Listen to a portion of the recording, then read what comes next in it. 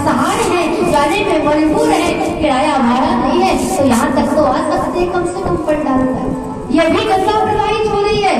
कौन? बोले पूछे हो रघुपति कथा प्रसंगा, पूछे हो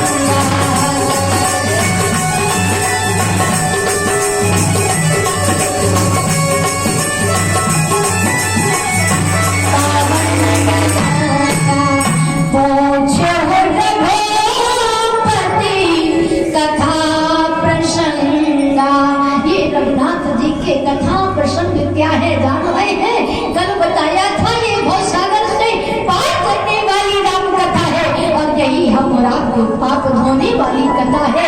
पूछो रघुपति कथा प्रसंगा, सकल लोक जग पावन गंगा, सकल पूरे त्रिलोक को पावन करने वाली है।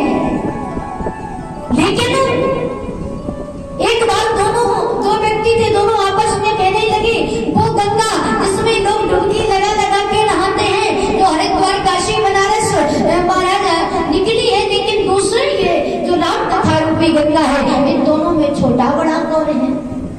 अब बोले महाराज वो बड़ा छोटे कहा था अपराध, ये भी एक गंगा है, वो भी एक गंगा है, लेकिन उनमें से एक दोनों गंगाओं को इस एक तराजू पर रख दिया गया और तराजू पर लिख करके एक कवि अपने 2-4 लाइनें लिखता है दोनों गंगा के लिए।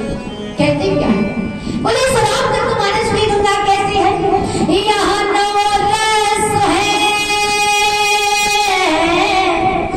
इस रामचरितमानस में गंगा में 9 रसों से परिपक्व है। यहाँ 9 रस है, रस के वहाँ,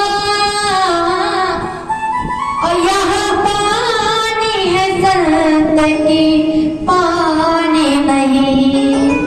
यहाँ संतों की विद्वानों की वाणी के द्वारा गोता लगाते हैं तब समझ में आता है। दूसरी पंक्ति में लिखा इस रामचरित के मानस की, और उस मानस से तुलना ही नहीं। जब दोनों को तराजू पर रखा तो रामचरितमानस वाला पल्ला नीचे और उस गंगा का पल्ला ऊपर। क्यों? क्योंकि मन का जो मैल तो धुलेगा यहाँ, और तन का जो मैल तो धुलेगा वहाँ। जो वहाँ स्नान करने वाले हैं तन का मैल धोलेंगे, और यहाँ बोले यहाँ स्नान नहीं करेंगे, यहाँ ऐसे गोता लगाएंगे कि महाराज गीले भी नहीं होंगे, अगर गीले होंगे तो राम रस में गीले होंगे। अब उधर गोता लगा करके मन का मैल धुल जाता है। आखिरी पंक्ति लिखा, बोले महाराज दोनों की तुलनात्मक के अनुसार एक बात समझ में आई। क्या? बोले उस गंगा में स्नान करने वाला व्यक्ति जाएगा, थोड़ी आगे बढ़ेगा, गहराई में डूबेगा तो खतरा है। गहराई में जब उफान लेती है माता तो कहते हैं खतरा है, यहाँ से बैरियर लगा दिया जाता है, स्नान नहीं करने दिया जाता है। जब गंगा जी ज्यादा बैठते हैं तो महाराज वहाँ खतरा है। कहते हैं गहराई ज्यादा है, खतरे से खाली नहीं, तो डूब जाएंगे तो क्या होगा? बोले वहाँ डूबता जो,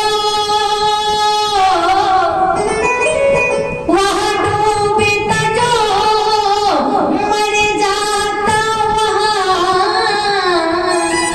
और यहाँ डूबता जो तर जाता यही। यहाँ डूबता जो तर जाता यही।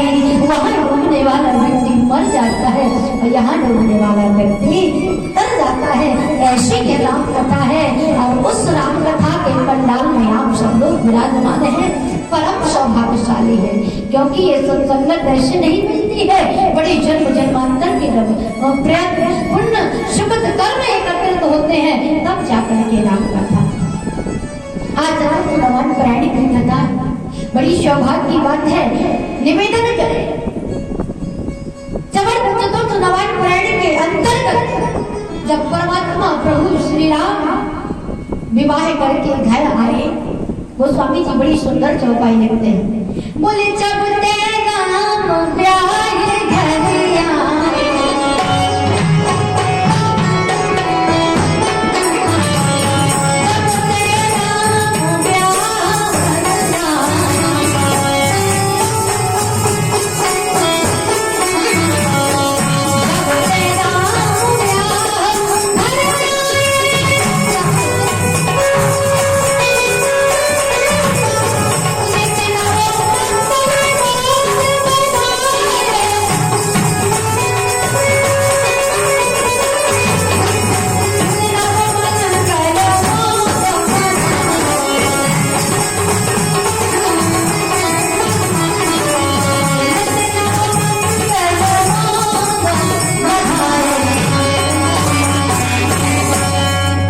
जब तेरा ब्याह घर आए, जब परमात्मा प्रभु श्री राम जी का विवाह होकर के आया अयोध्या में ऐसी खुशियां छा गई। जब तेरा ब्याह घर आए, नतनो मंगल बोध बधाए, भुवन चार दस भूद्र बारे, सुनत मेघ बरसे बरबारी, यदि संपत्ति में नहीं बुलाए। पर ऐसा लग रहा है कि आज अयोध्या के समान कहीं विश्व में कोई भी जगह ही नहीं है। चारों तरफ खुशियां ही खुशियां छा गई। काफी जब व्यतीत हुआ उन खुशियों में निवास करते करते मनाते तो आज एक बार महाराज चक्रवर्ती अवध नरेश महाराज दशरथ जी अपनी सभा में विराजमान होकर क्या देखते हैं? गोस्वामी तुलसीदास जी कह रहे हैं महाराज दशरथ जी ने देखा, बहुत अच्छी बात है। कथा तो आप सभी लोग जान रहे हैं क्योंकि ये बहुत दिनों से नवथा चल रहा है। आप सब लोग पाठ भी करते हैं और पाठ करते हुए सभी लोग राम कथा जानते हैं, प्रबुद्ध श्रोता है। लेकिन इस रामचरितमानस से उपदेश क्या मिलता है, हमें रामचरितमानस क्या बताती है समझना परम आवश्यक है। चक्रवर्ती अवध नरेश महाराज दशरथ जी ने देखा क्या? गोस्वामी तुलसीदास जी लिख रहे हैं, बोले श्रवण समीप अभयसित केसा, समनहु जलधापन अशोक देसा, श्रवण समीप। क्या कहती है चौपाई स्पष्ट रूप से कह रही है भैया, जब बाल पकने लग जाएं, बाल सफेद होने लग जाएं, तो ये घर ये पर सब छोड़ करके हम ये नहीं कहते कि छोड़ ही दो। अगर तन से ना छूटे अच्छा है कि छूट जाए, और तन से ना छूटे तो जबरदस्ती मन से तो छोड़ देना ही चाहिए। और अगर मन से भी नहीं छोड़ा तो बड़ी बुरी गति होगी, ध्यान देना। अगर अपने आप से छोड़ देंगे तब तो कोई कठिनाई नहीं होगी, और नहीं छोड़े जब जाकर के यमराज छुड़ाएंगे तब कहते हैं फिर तो बड़ी समस्या होती है, फिर बड़ी समस्या होती है।